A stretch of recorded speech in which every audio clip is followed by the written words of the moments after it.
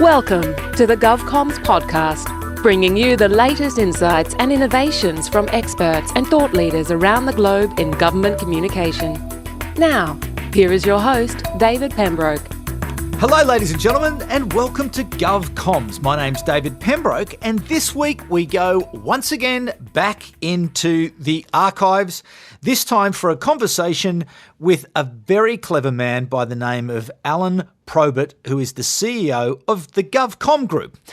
Alun is never lost for words. He's a great writer, a public sector expert, a wonderful strategist, and he has a wealth of knowledge and experience in the government communication sector. He brings wonderful insights, particularly from his time as Executive Director of Strategic Communication at the New South Wales Government. In this episode, we discussed all sorts of challenges that face government departments that will be familiar to so many of you, and where change is coming in the public sector, and how important it is that you understand context and you understand the importance of the 24-hour news cycle. In a period of uncertainty that we are in at the moment during COVID, this episode is more relevant than ever. He is a great source of knowledge, Alun Probert, and a wonderful expert. So please enjoy my conversation with Alun Probert, who is now the CEO of the GovCom Group. David, thank you. It's good to be here. Looking forward to talking. Okay, Alun, what's your view as we sit here in 2015, about midway through the year, not quite midway through the year, looking at Australian government communications at the moment? How well are we doing? Oh, look, David, I think that's a fantastic question. And I think the answer is going to be a bit oblique, because lots of government departments are doing lots of great things. I think if you look at the work in particular of the emergency services, they're embracing social media because they're finding that social media listening through things like Instagram, in terms of people tagging pictures, is helping them to do their jobs better, particularly in times of crisis. Look at Service New South Wales and the recent announcement of Service Victoria. There's some really good customer-centric work going on at adopting new media. And then in the enormous business that government is in Australia and overseas, there are some pockets where things still aren't really moving as quick. And I think one of the challenges that we have in terms of helping to accelerate the move is that government's a really big business. And of course, what works in one department may not work in another. But doesn't that really open up the opportunity for content marketing when you consider that at the heart of content marketing is the identification of the audience that you are seeking to speak to, and the ability to then consider and understand and ask questions so as that you're revealing their needs? It's impossible to disagree with that. And what's interesting for me is that in my experience, the government departments that are most quickly adopting modern tools to help them do their jobs better are the people that are doing jobs that are most in the, if you like, the sort of FMCG equivalent of government. The people that have to be fast in response, the people that have clear customer service delivery tasks. But as somebody that's kind of got a bit of grey hair and been around this thing for a while, I remember it wasn't that long ago, we used to post out questionnaires to people and then have to wait, 6 weeks for them to post them back, and then another 4 weeks to get some bloke in the data delivery department to tell us what all the questionnaires said.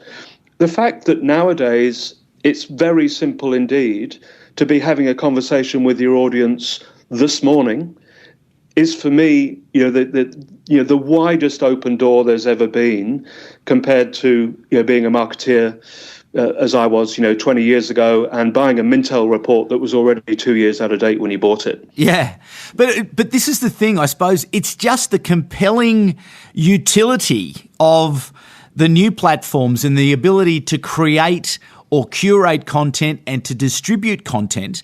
Why is it, do you think, though, that away from, as you say, the FMCG equivalents of government, why is it that there is a reluctance perhaps or a resistance to embracing the utility of this new technology and the ability to create, curate and distribute content?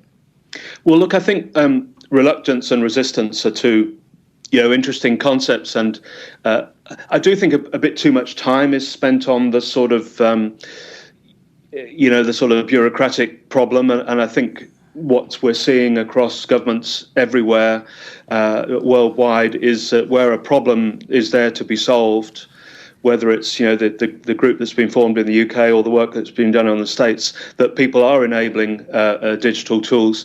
One of the problems for government departments is that they aren't historically big collectors of consumer information. I have a little thing I do in keynotes where I ask people to describe all the different words that people use for the word customer in government. And in previous podcasts, you've talked about this notion of whether government people think they're in marketing. And whether they are or they aren't, the fact is what most government departments don't have is sort of 20 years of tracking data on their users' needs and wishes and wants and what all their lapsed users are doing, because there hasn't really been a need to collect that data. And it's out of that customer focus that better solutions come. So if you don't know who your customers are, it's actually still hard to work in modern media if you've no idea who you're talking to. So I think there's a sort of needs must that drives change. But what I see really changing, probably quicker than anything, is this notion of putting the customer at the heart of things. And for me, what that will bring is a clarity around who are we trying to reach and what are we trying to reach them with. The old, why us, why this, why now thing from marketing from years ago. That will help departments to be clearer about the communications choices they make. And as we've both said, it's already happening in some of those sort of more emergency services type areas. And a brilliant piece of work being done in New Zealand at the moment, where the public have been asked to design a new flag for New Zealand. And 1,600 people, I think it's flag.co.nz, 1,600 people have uploaded a flag design to a government website in the last 3 weeks. Now, how on earth would you have done that without social media? Yeah, it's amazing, isn't it? It's a 15-year project without social media. if anybody could be bothered, 1,600 separate designs, and I commend every listener to go and look at that site, because it's the perfect example of real clarity with what you're trying to do means that all of the bits just fall into place. Okay, so answer me this. Actually, I'll be government department. I've just rung GovComms Group, and I've got you, Alun Probert, on the end of the phone, and we've made a time, and now you've walked in the door, and I'm saying, okay, Alun, I got a problem. I know I need to update. I know I need to become more citizen focused. How do I do this, Alun? Well, that's a question I do get asked very regularly, so I have a ready answer. And I've got two answers. The flippant one is, well, it depends. But the better version of it depends is, what does success look like? And that's a bit of those of us that have been around marketing for a millennium know that that's a very common marketing question from the 1990s. But I do find that too often people are embarking on campaigns because of the technology, or because of, we've got a website, we don't know what to do with it. I find that the first thing that I can do to help a department is to say, give me an idea about how you'd like the world to look in 6 months' time. Do you want a dashboard on your desk telling you what your customers think? My experience is that 90% of departments don't. Do you want one website that entirely extols your brand proposition of your department and allows you to publish flexibly at any time of day and to respond to people? Yes, everybody does. And the thing that's blocking that is that over the last 15 years, and government's no different to anybody else, everybody's launched loads of websites. I think every state in Australia has now admitted that they have more than 300 or 400 separate URLs. So the first thing is to say, tell me what it is, that what does success look like in 6 months' time? And it's a bit defeatist, but one of the first things I do is I remove the obstacles to doing that, which are often legacy systems, governance models, the IT team still having the the authority about when something gets uploaded or not. Really, some of those things are the best keys for helping departments, because, to be honest, if a department's really clear about what it wants to do and has CEO backing towards it, then the application of the technology, without making myself redundant, is kind of quite straightforward. Yeah. I'm interested also there that you talk about the IT departments. What's your experience at the moment about the evolution of the role of ICT and the engagement with the communications people? Well, I think that's probably the nub of the reason why I left government to set up GovCom, was because I felt I could do this stuff better from outside. Both of those roles, the head of communications and the head of IT, almost need renaming because they're so different to what they were 5 years ago. Yeah. And so, the communications role, which probably was centered more on public affairs and more on sort of producing press releases and annual reports and stuff, and the IT role, which was about having computers on people's desks and making sure the system didn't fall down. There's a new world which neither of those two roles really can specialize in, one without the other. And so my positioning with all of my clients is that actually it all starts in the CEO's office. And so the CEO, has a point of view about whether they want their website content to be updated hourly, daily, weekly, monthly. CEO has a point of view about the social media position of the organization. It's then the IT guy's jobs to provide the tools to, in the most simplistic way, to provide the tools to make it happen, and the most cost-effective, appropriate, safe, all those things.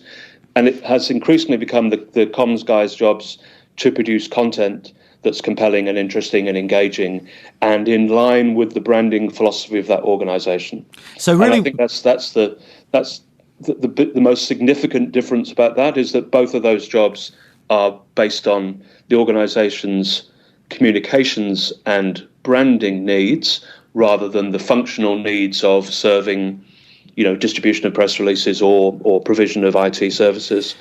But entirely new roles, and lots of brilliant people in the IT area are coming over to the comms side and vice versa.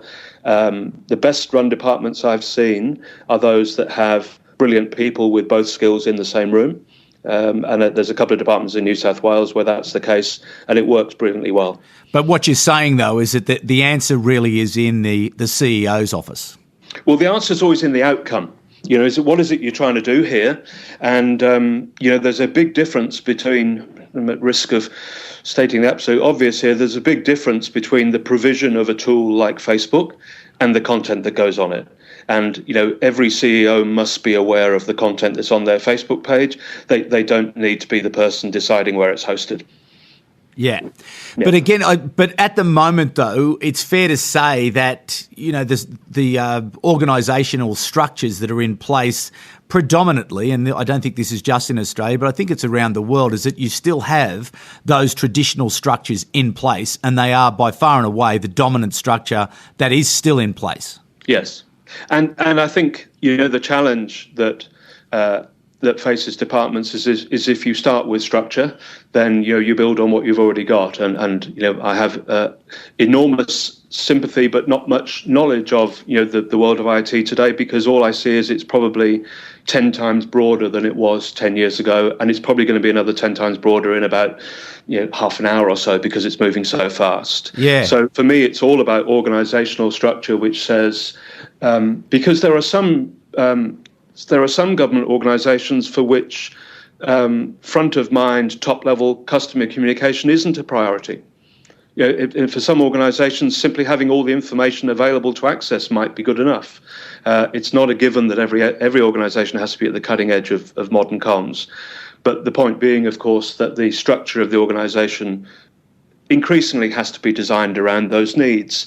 And as you say, the fact of life is that most organisations are designed around a different model, and my experience in the private sector is no different. What's absolutely no different? The transition from print and paper magazines to publishing magazines online. I'm still not sure anybody's cracked it, to be honest. But it's not. This isn't straightforward stuff. So you've got to keep on coming back to why are we here, what do we do, and what are the services we provide to our customers. And for me, the phrase that I found myself using most often towards the end of my role in Premier and Cabinet here was about improving service delivery, about making things better for people who are accessing our services, and whether that's shorter waiting times or going completely digital. It's a needs basis, case basis for each of the individual approaches. As I've said before, my worst case solution is that somebody says, "Here's how government departments should be run." It's interesting as you're speaking. I'm listening to the language that you're using. Just how important is language? You're not using citizen. You're using customer. Service delivery obviously is well applied in government because they understand about the delivery of services, programs, etc. But just how important is language? Well, this is a personal opinion. I don't think language has ever been more important because everybody's attention spans are shorter.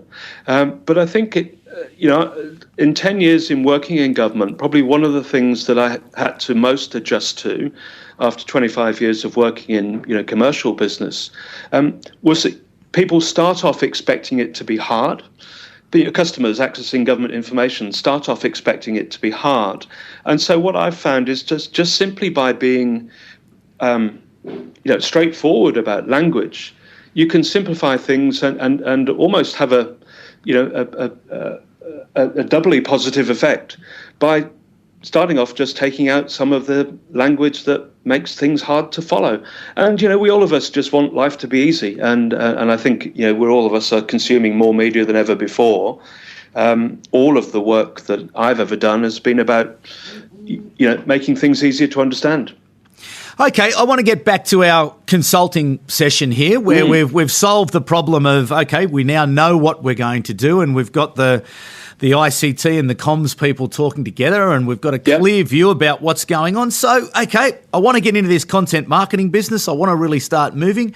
What do I do now? I've got all this content lying around. How do I assess what's worth it and what's not worth it and what's going to make the cut and what gets published and what doesn't get published? Well, this is where it all starts to fall into place for me because one of the things that was very similar in working in the private sector to the public sector is good time spent on deciding the strategic objectives of the organisation.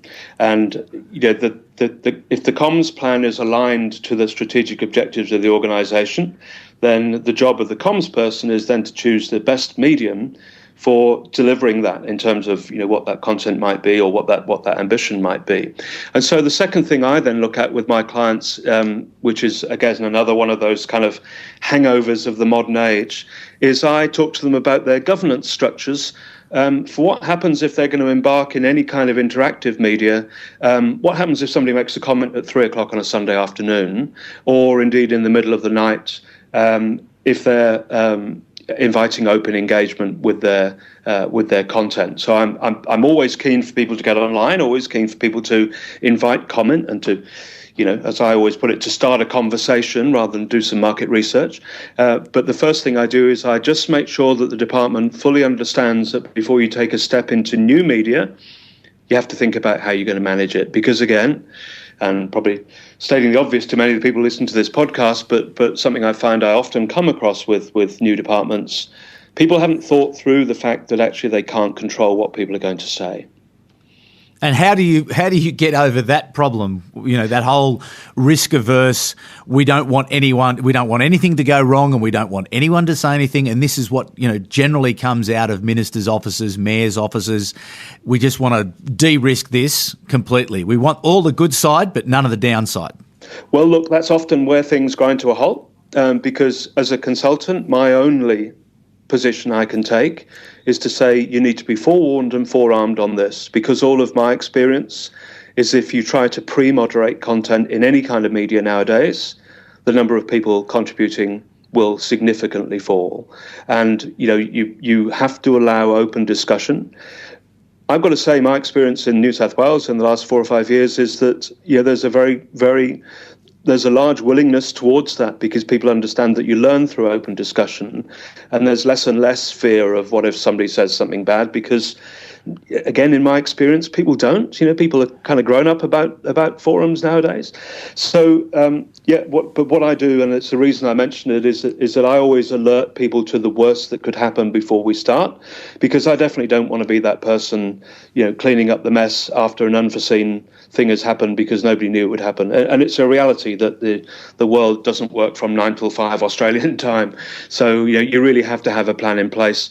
Having people moderating content through the night is sometimes in extreme situations, but I think largely you and again, many people listening to this will be very familiar with this, but largely you moderate the way forums behave with language that asks people to moderate it themselves.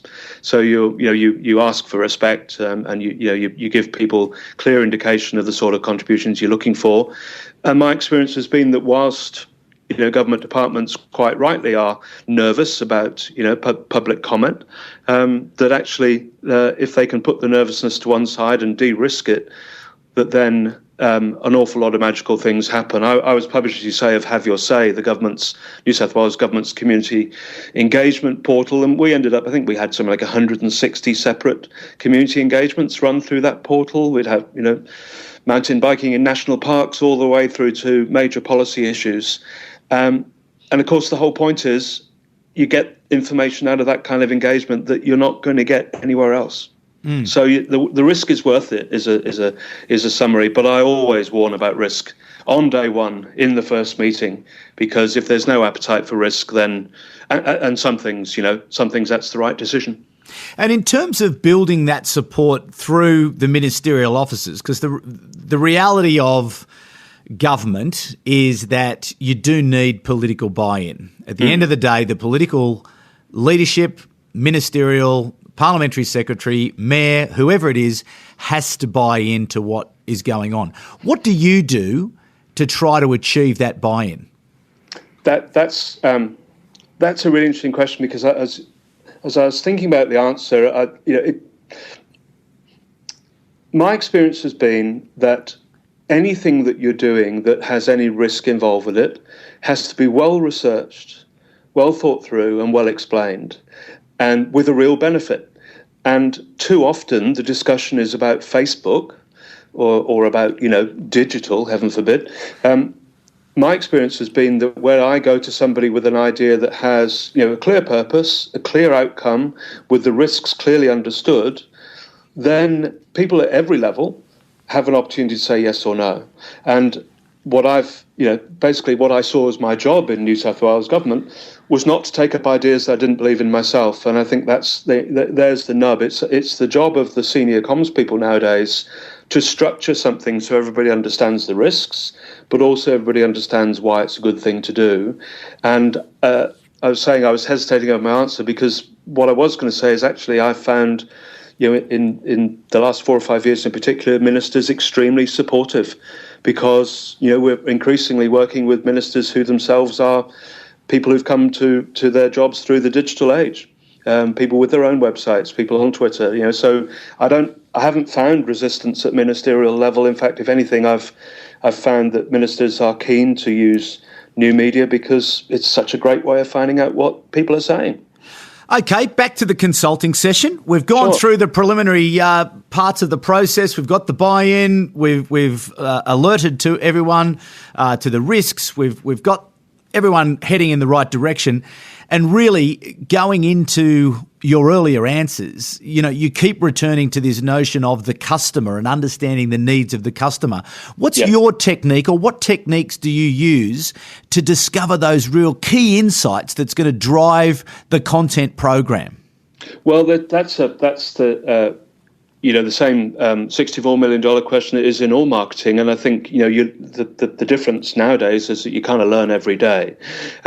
For me, it's probably based on a product or a service. And so if you're announcing a new service that you've already decided you're going to provide, then, that's where your content can invite people to comment.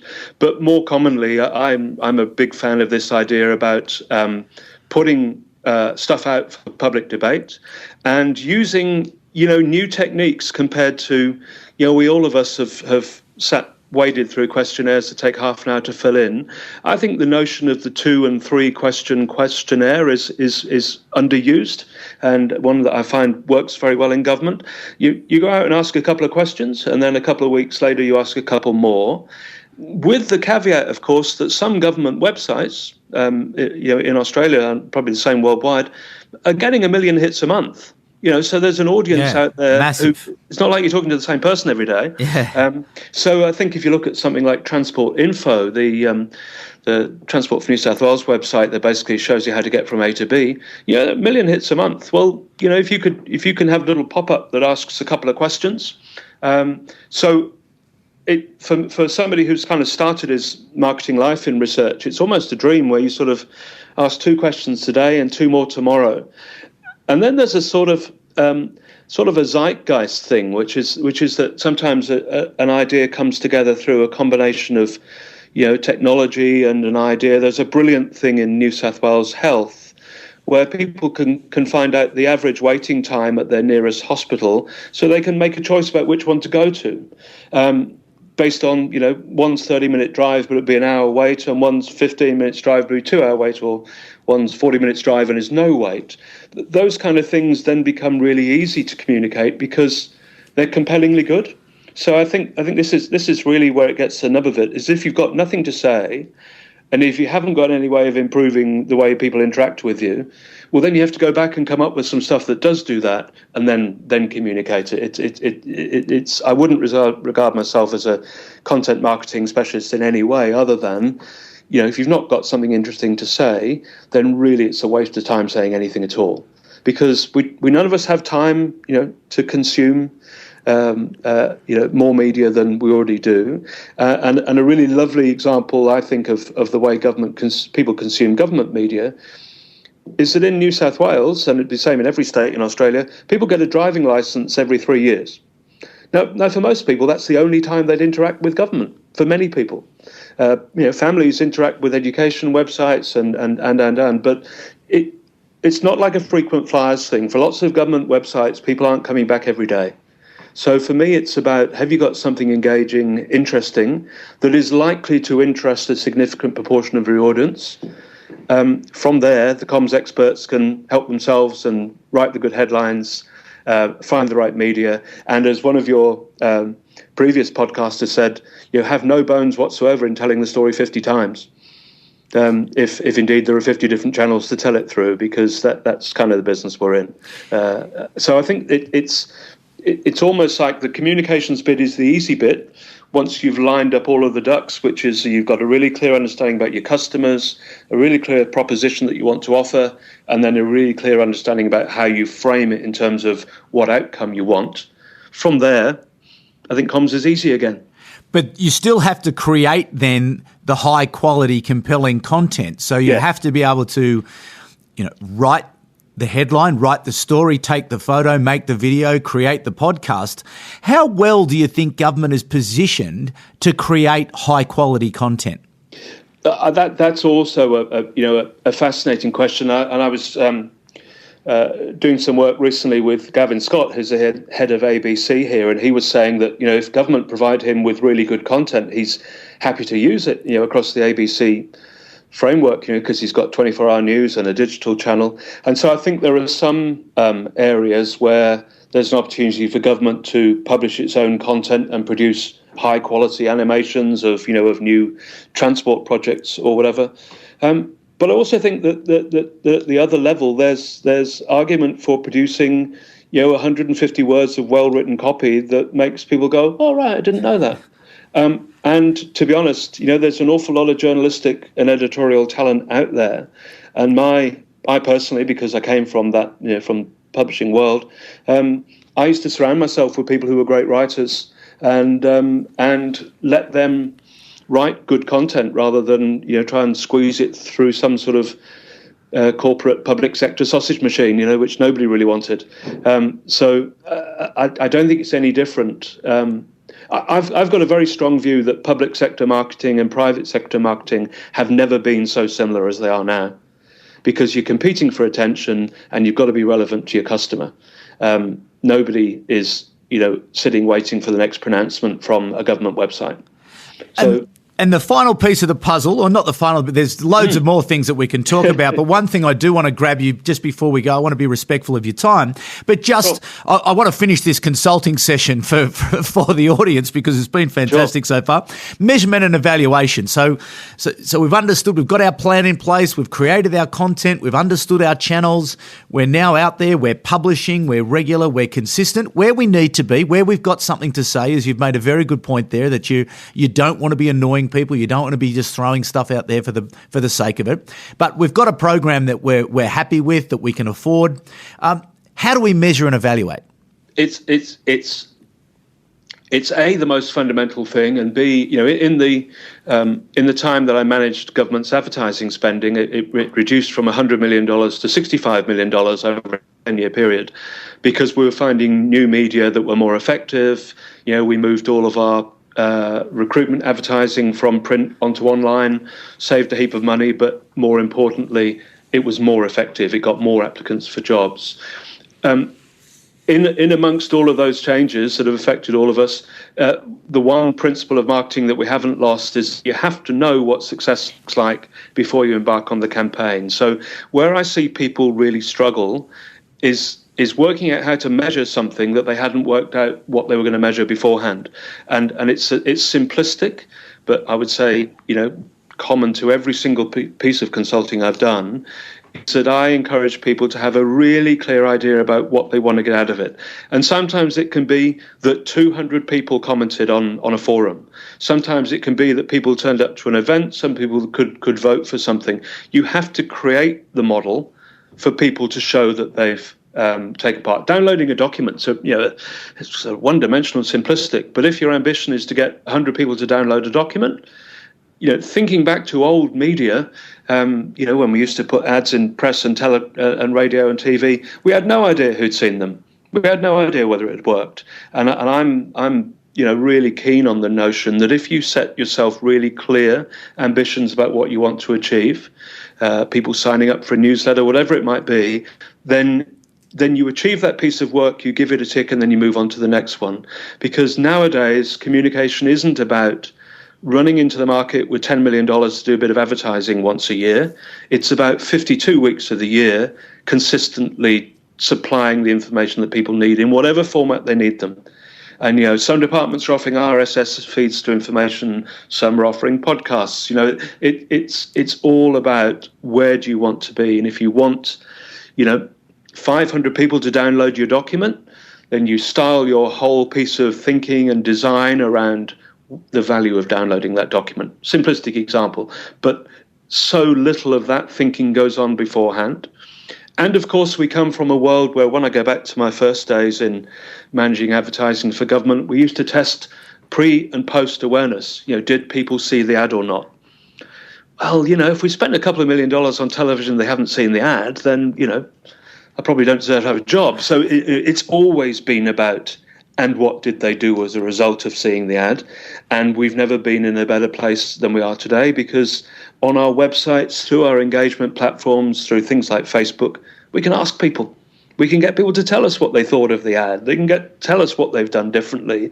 And I come back to my very good friends in whom I have no equity partnership in New Zealand, and they've got a thing online at the moment saying, tell us what you stand for. And people are uploading to a random government website their own words around what New Zealand stands for. And all that's happened is New Zealand government have asked the question.